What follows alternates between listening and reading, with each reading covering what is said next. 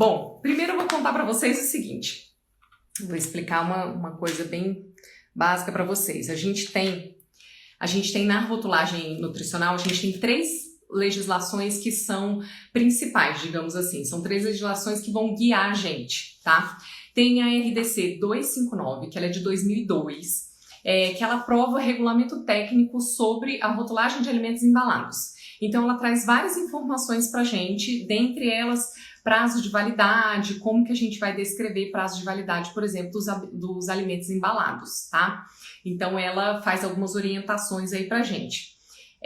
Prazo de validade, essa legislação é que vem descrevendo que é obrigatório ter o prazo de validade nas embalagens, tá? Prazo de validade não fala sobre a data de fabricação, então a gente tem que ficar muito atento a isso.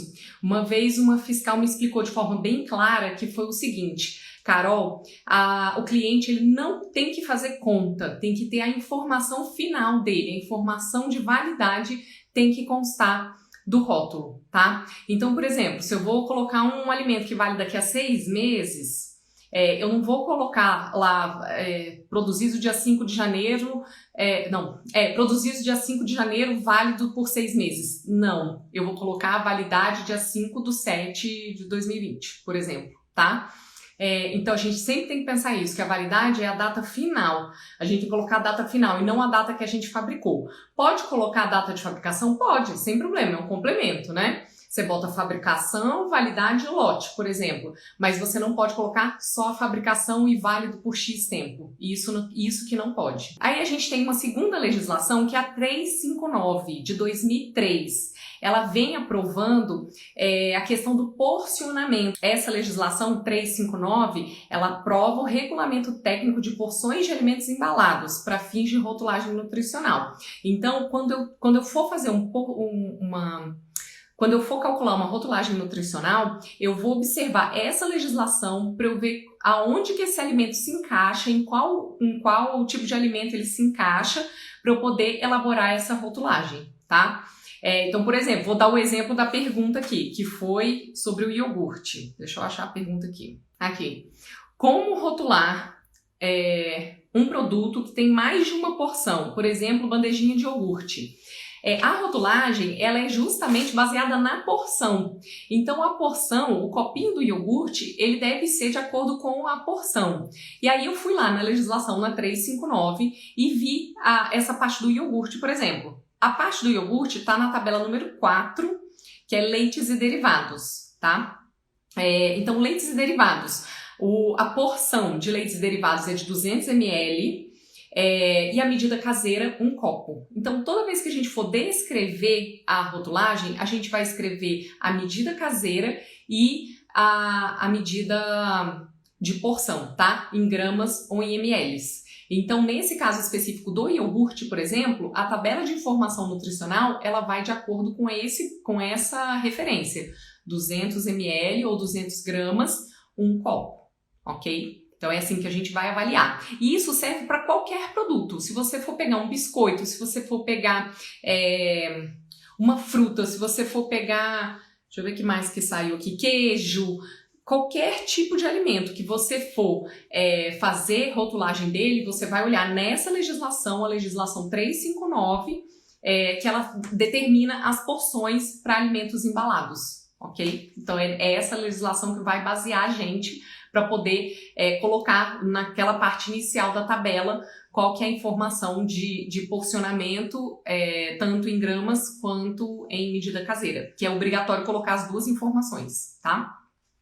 E aí, a gente vai para a terceira legislação, não menos importante, que é a 360, de 2003 também, que ela também aprova e regulamenta o regulamento técnico sobre rotulagem de alimentos, e ela torna obrigatório a rotulagem nutricional. Então, a 360 é a que junta as informações e torna obrigatório a rotulagem nutricional. E o que vai constar nessa rotulagem? Essa é a que traz a informação mais completinha, que a gente sempre fica na dúvida, né? Carol, o que eu tenho que colocar na rotulagem nutricional? É essa legislação que vai trazer essa informação pra gente.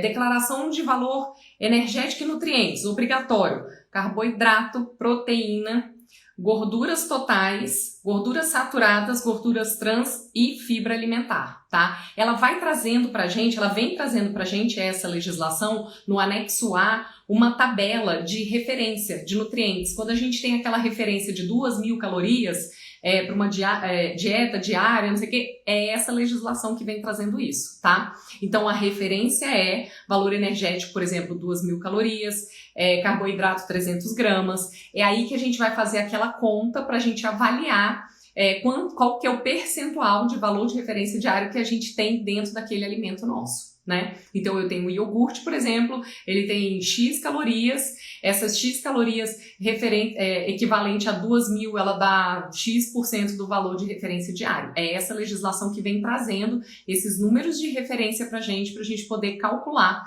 essa informação aqui para botar na tabela nutricional, tá? É na 360. O que é obrigatório ter na rotulagem?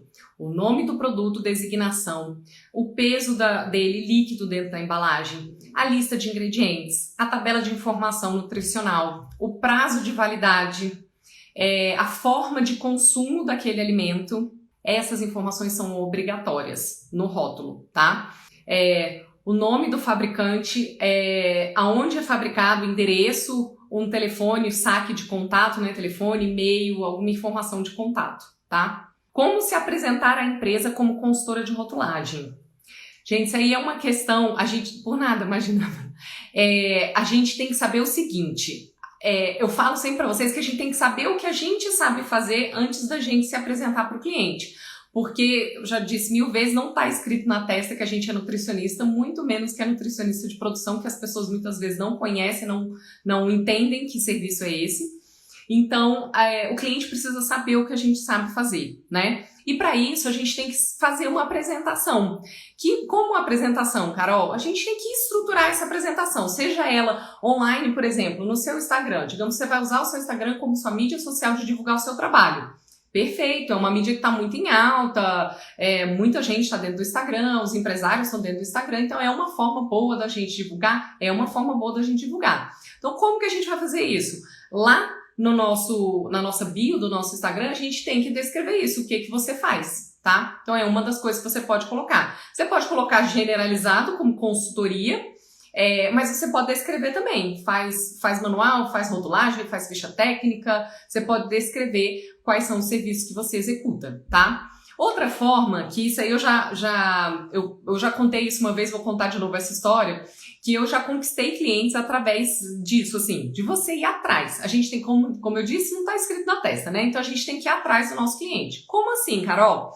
Você pegou um produto, você comprou um produto X, no mercado, quando o produto está dentro do mercado, dificilmente ele vai estar com algum erro de rotulagem. Porque para ele entrar no mercado, os mercados maiores, pelo menos, alguém está fazendo essa avaliação, tá? Não entra no mercado sem ter uma rotulagem completa. Mas, de repente, você vai num mercadinho pequeno, você vai numa padaria, você vai em alguma loja um pouco menor e tem produtos ou sem rotulagem ou com a rotulagem que não está correta. Isso aí é vício de olhar, né? Eu já tô com esse vício, já tô com esse olhar treinado. Então, quando eu bato o olho, eu já vejo que tem algum erro na rotulagem, por exemplo. Eu já fiz contato 2 vezes, fiz o contato e tive bons frutos disso. De ver que estava sem rotulagem ou com a rotulagem errada e entrei em contato com a empresa. Olha, eu sou consumidor, gostei muito do seu produto, você se apresenta, a gente já falou sobre isso, questão de você conhecer o seu cliente, então você se apresenta como consultor de alimentos, que você faz esse tipo de serviço e que você observou, por acaso, que aquele produto do cliente não estava com a embalagem, com a rotulagem completa. Se ele fez essa rotulagem por conta própria, se ele teve alguém que orientou ele, se ele está precisando de ajuda, é uma forma de você abrir portas aí, né? Eu já fiz isso e já tive sucesso 2 vezes nessa situação. E uma demorou muito mais tempo, a pessoa, não, eu já tenho uma nutricionista que fez pra mim e tal, não sei o que, tá tudo bem. Aí depois de um tempo não estava mais tudo bem, ela teve um problema com essa outra pessoa e ela entrou em contato comigo, falou, olha, eu lembro que você me ofereceu e tal, tô precisando de novo. Então pronto. Então é uma forma de você se apresentar. a gente não está escrito na testa. Então, quem não é visto não é lembrado. Então, a gente tem que aparecer, a gente tem que se apresentar, tem que estar escrito em tudo quanto é lugar que você sabe fazer, né? Para poder a pessoa te identificar. E outra forma é você prospectar cliente, que a gente fez uma live há umas 2 semanas atrás, eu acho. Foi final de semana passado? Não. Tem umas 2 semanas já. Com a Cris Montella, não sei se vocês já viram, ela tá lá no YouTube, acho que já saiu, já tirei aqui do IGTV, tá lá no YouTube. Essa live a gente falou sobre como você entrar no mercado de trabalho, como você prospectar cliente, no caso nosso, que é consultor, e como você se apresentar, seu marketing pessoal. Então, a prospecção de cliente nada mais é do que isso, você ir atrás do seu cliente e mostrar para ele o que você sabe fazer. Então, você pode pegar, por exemplo, uma lista de indústrias de alimentos pequenas e ir atrás desses clientes, verificar se o rótulo dele está de forma correta. Não está de forma correta, então vai atrás desse cliente, pergunta para ele se ele não está precisando de ajuda. Às vezes, o cliente nem sabe, ele só vai ter essa barreira de que eu não tenho um rótulo, por exemplo, quando ele for tentar vender para o mercado. E aí o mercado vai dizer para ele, falando, você precisa de um rótulo para você regularizar o seu produto, tá? Então essa é a forma com que a gente vai se apresentar, essa é a forma com que você vai oferecer o seu serviço, tá? Pelo menos essas 3 legislações tem que estar na ponta da língua, 259, 359 e 360. Essas 3 legislações são as legislações gerais aí que a gente vai falar sobre rotulagem. Então a gente tem que estar muito ciente de todas essas legislações, tá? A gente tem outras legislações que a gente tem que observar, que é a legislação de rotulagem obrigatória de alimentos que causam alergia alimentar, tá? RDC número 26 de 2015, ela fala sobre alimentos que podem causar alergias alimentares. Essa legislação, ela também é obrigatória. Essa informação vai vir abaixo da tabela de informação nutricional. Vem a tabela de informação nutricional, a lista de ingredientes e logo abaixo da lista de ingredientes a gente tem que fazer constar essa informação dos alérgicos, tá? Vai vir constando assim, alérgicos, contém trigo, contém ovo. Essa legislação, ela tem uma lista, deixa eu ver aqui quantos itens, se não me engano são 16 itens, 18 itens. Ela tem uma lista de 18 itens de produtos que são possivelmente alergênicos, né? E aí você tem que fazer constar todos esses itens que estão aí em contato com o seu alimento. Carol, e se não tiver contato direto com o alimento, se for uma contaminação cruzada, eu produzo naquele mesmo ambiente, eu produzo um outro produto que tenha esse tipo de alimento. Antigamente a gente usava a expressão traços de. Pode conter traços de X, por exemplo, você produz, você está fazendo um iogurte aí na sua produção, mas você faz um bolinho também, por exemplo, que vai trigo. E aí antigamente a gente colocaria no iogurte assim, pode conter traços de trigo, né? Pode conter traços de glúten. Hoje em dia não é dessa forma que é descrito. Nessa legislação de alergênicos, essa RDC número 26, ela vem dizendo que a gente tem que colocar assim, alérgicos, pode conter trigo, tá? Ela é um pouco mais assertiva, assim, eu não tenho traços de, porque eles acharam que confundia o cliente. Eu acho que o pode conter trigo, eu acho que confunde mais, né? Mas talvez é a nossa visão de que entende, né? Talvez o público leigo entende melhor da outra forma, eles entenderam dessa forma. Então, segundo essa legislação, a gente vem trazendo essa descrição dos alérgicos em caixa alta, negrito, tá? Então tem alérgicos, contém o iogurte, por exemplo, contém leite, e se tiver uma contaminação cruzada de glúten, por exemplo, aí você vai colocar, pode conter trigo, tá? Então tem que constar todos esses 18 itens que tem nessa legislação deve constar nessa parte final aí de alérgicos, tá? Glúten, o glúten também é super importante, a gente tem que constar em todos os rótulos tem que constar, contém ou não contém glúten. Essa já é uma legislação que essa é um item que você tem que considerar se contém e se não contém, tá? Se não tiver, você coloca não contém glúten, caixa alta, negrito, e se tiver, você vai escrever contém glúten, tá? Diferente da legislação de lactose. A da lactose, ela já é o contrário. Ela é uma legislação afirmativa. Então, por exemplo, se eu tenho no meu produto, ele tem leite, eu vou escrever contém lactose. Se não tem leite, eu não vou escrever não contém lactose. A legislação não pede. A legislação ela é afirmativa. Você só vai escrever se tiver lactose. Você não vai escrever não contém lactose, tá?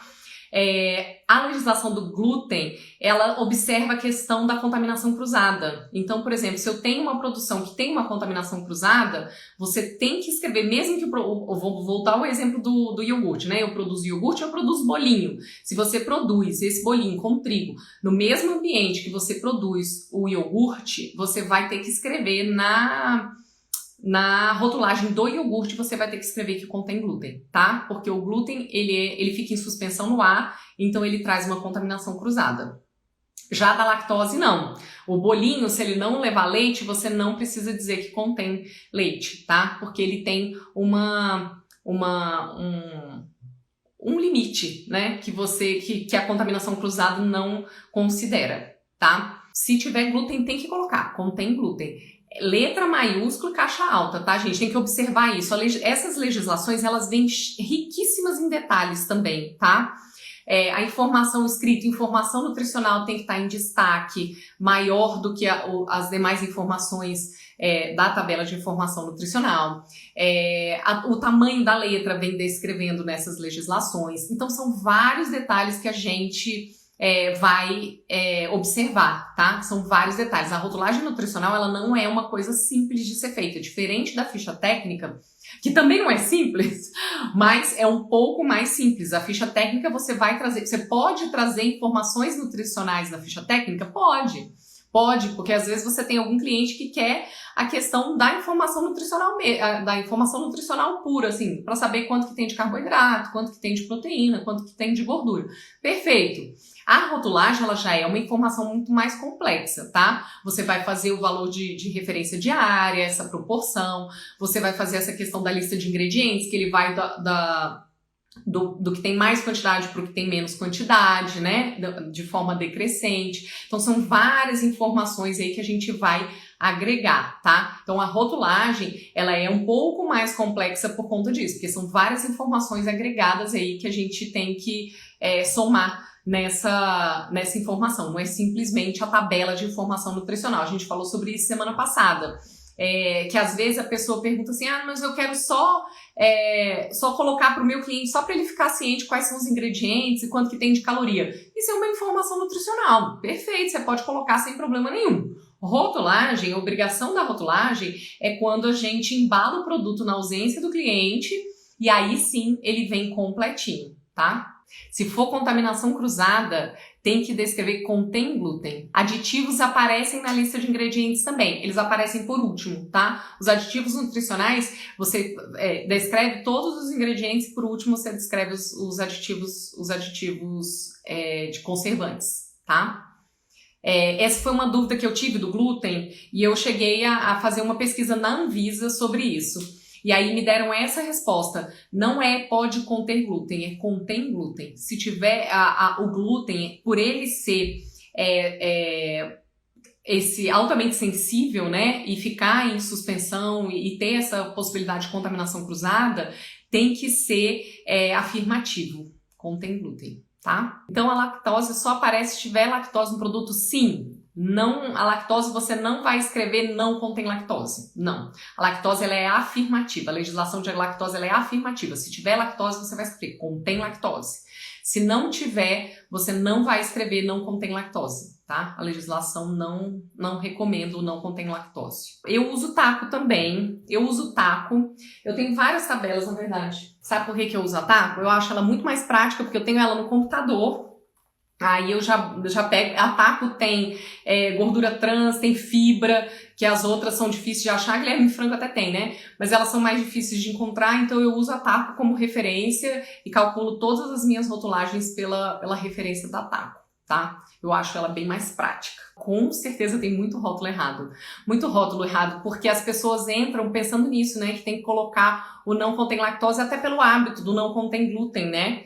É que nem o traços D, a gente encontra muito, mas muito rótulo ainda no mercado escrito pode conter traços de alguma coisa, tá? A gente encontra muito ainda. Por quê? Pelo hábito anterior que a gente tinha, que a gente escrevia dessa forma, mas hoje em dia não se escreve mais, então a gente tem que ir se adaptando. A legislação normalmente, a vigilância normalmente dá prazo pra gente, quando tem alguma coisa errada no rótulo do nosso cliente, ela dá um prazo pra gente se adaptar, então se você pegar alguma situação dessa, não precisa ter pânico, normalmente eles dão um prazo para poder fazer a adaptação para você gastar as embalagens que você tem, mas a gente sempre tem que estar o mais adequado possível, fazer essa adequação da forma correta, né?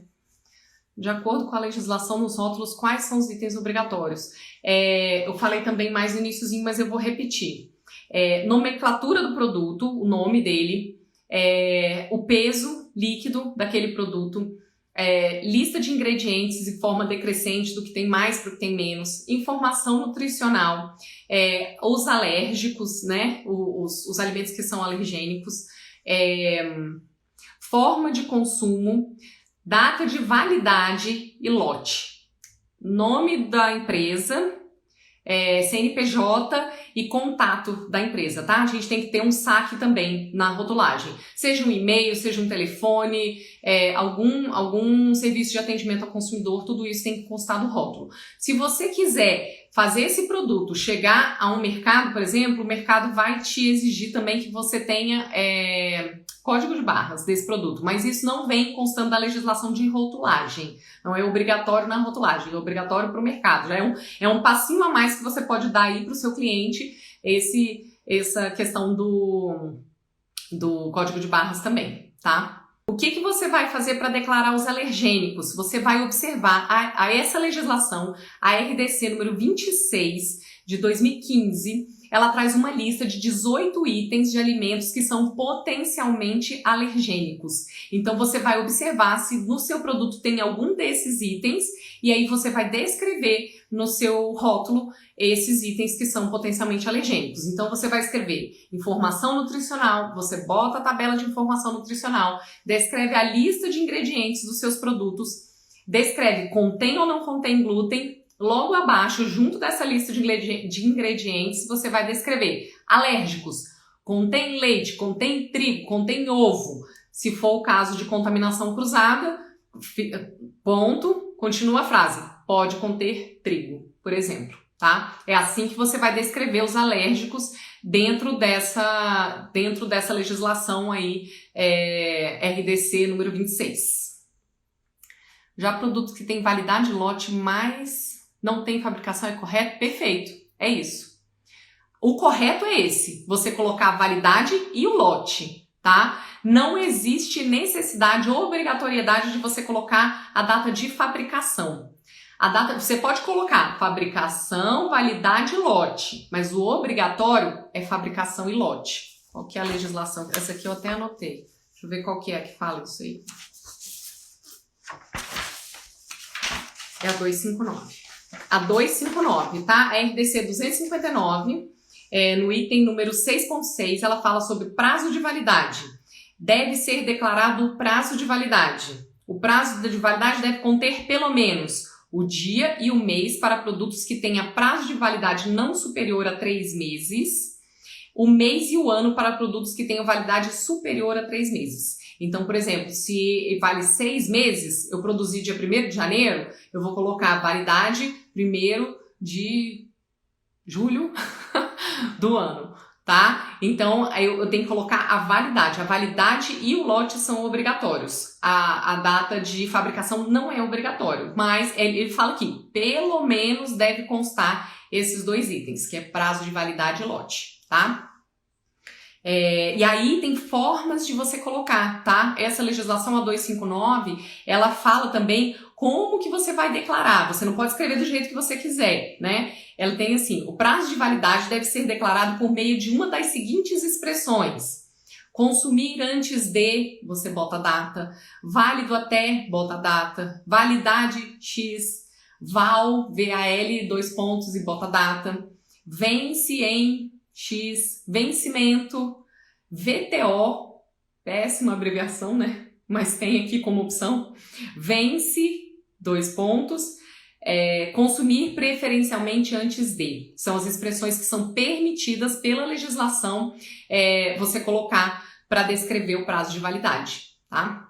Assim, ele faz uma observação no item 6.6.2, ele faz a seguinte observação: questão de produtos que têm validades diferentes, por exemplo, para conservação no freezer e na geladeira, né?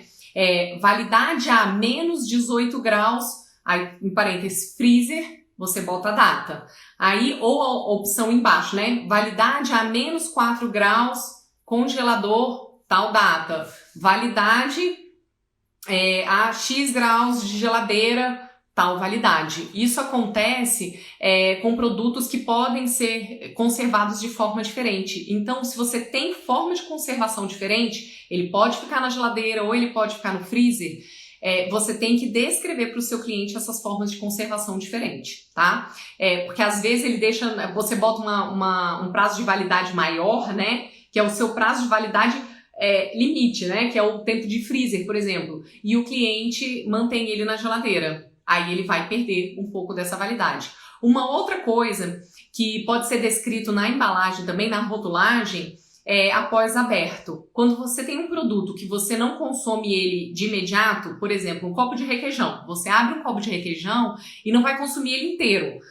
Usualmente, né? Não sei se você vai pegar ele para fazer uma receita ou é uma família muito grande, sei lá, mas usualmente é uma coisa que a gente não consome de uma vez só.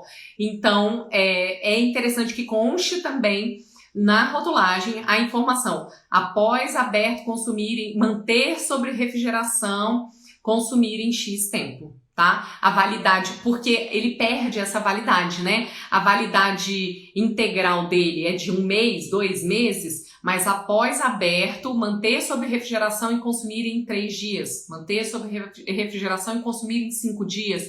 Isso é super importante. E para quando a gente está trabalhando dentro de estabelecimentos comerciais, dentro de restaurantes, isso é super importante a gente passar para eles também. Porque eles veem isso, né? A validade, isso vale 3 meses. Aí ele abre lá um requeijão, por exemplo, e vai valer 3 meses? Não vai valer 3 meses. Depois de aberto, ele reduz.